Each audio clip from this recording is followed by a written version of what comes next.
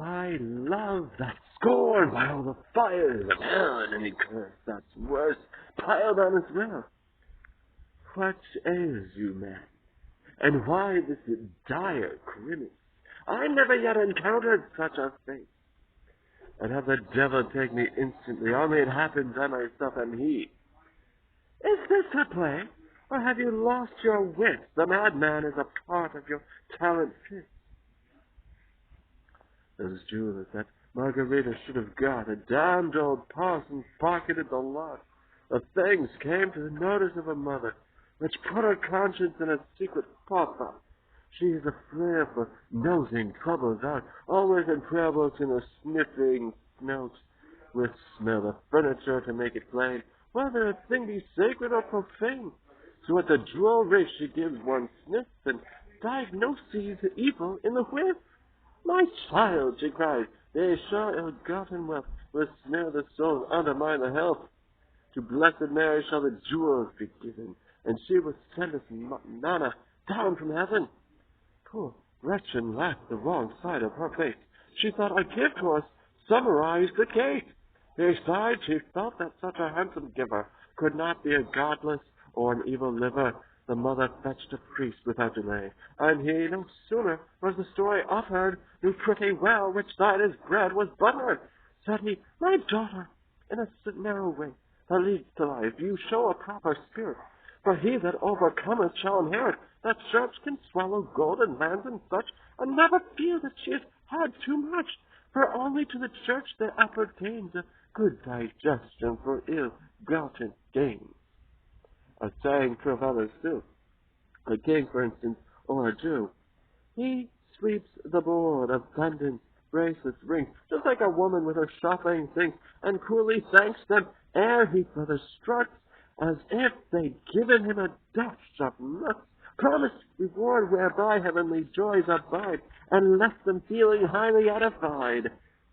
And Margarita sits in discontent, unwilling to resign or to resent, keeps dreaming of the casket's golden store and of the one who gave it even more. It grieves me that my dearest love should fret.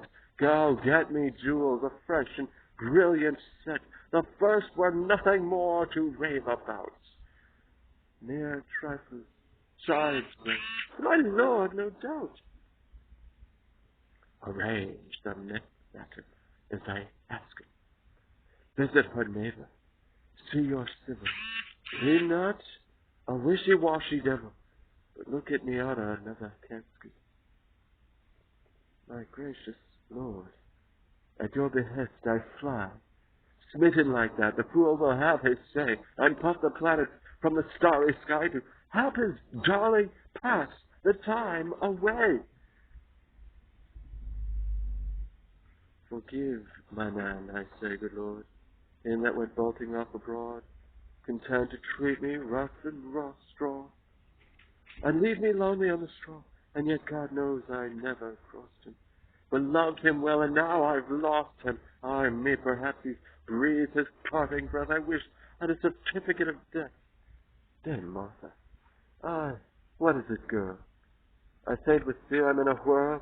Another casket's come for me, hid in my chest of ebony, with things in it more lovely rare than even in the first one were.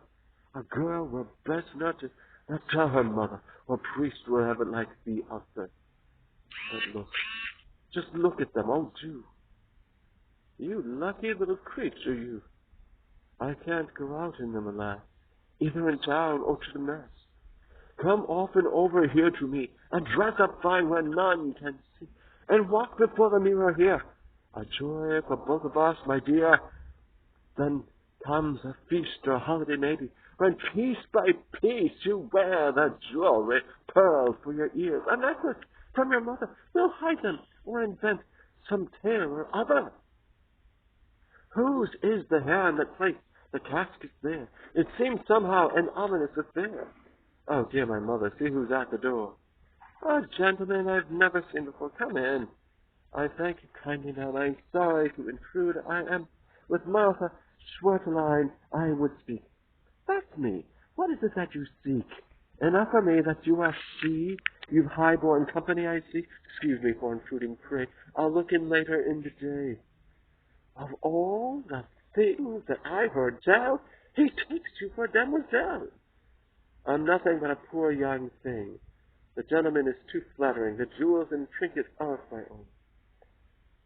'Tis not the jewelry alone. She has an air, a glance so bright, a man must count it a delight to be allowed to linger near. But say what business brings you here. I wish I brought you news of better cheer. I only hope I shan't be held to blame. Your husband's dead. I greet you in his name. Not dead. My own dear man, at last the day. My husband dead, help. I swoon away. Dear neighbor, set your heart against despair, and hear me tell the sorrowful affair. So may I never love and feel the dread my heart would break, if that my love were dead. No joy but has its sorrow, that is life. Please tell me of the ending that he made. We buried him in Padua, good wife. His coffin at St. Anthony's is laid, is in consecrated ground and duly blessed. He takes his cool and everlasting rest. And have you nothing more to pledge to bring? Aye, one request, his solemn bidding, his 300 masses for his obsequies, and that is all. I've not another thing. What? Not a lucky florin? Not a ring, such as the workman saves beneath his kit? A keepsake he would guard where'er he wanders, and rather beg or starve than part with it. Dear madam, my regret is infinite, but truly he was not a sort that squanders. What sins he had afflicted him full sore, I and his bad luck troubled him still more. Poor souls, alas, are saddened with such cares, and him I will remember in my prayers. A charming girl like you, my pretty dear, should surely think of getting wed. To wed? Nay, not for many a year. No husband? Why then take a lover instead. It is the sweetest gift of heaven above, to fondle such a dear and teach her love. Such ways are not our customs, sir. Custom or not, it does occur. Please tell the rest. I watched him as he lay in his last hour upon a filthy bed, not dung, but rotten straw. He passed away, quite as a Christian should, and grieved, he said, to have upon his conscience such a score. How I must loathe my wretched self, he cried, deserting wife and trade at chimney side. The evidence I want, I have certified where he is buried, when and how he died. I like to see things done with law and order, and read them in the Saturday Recorder.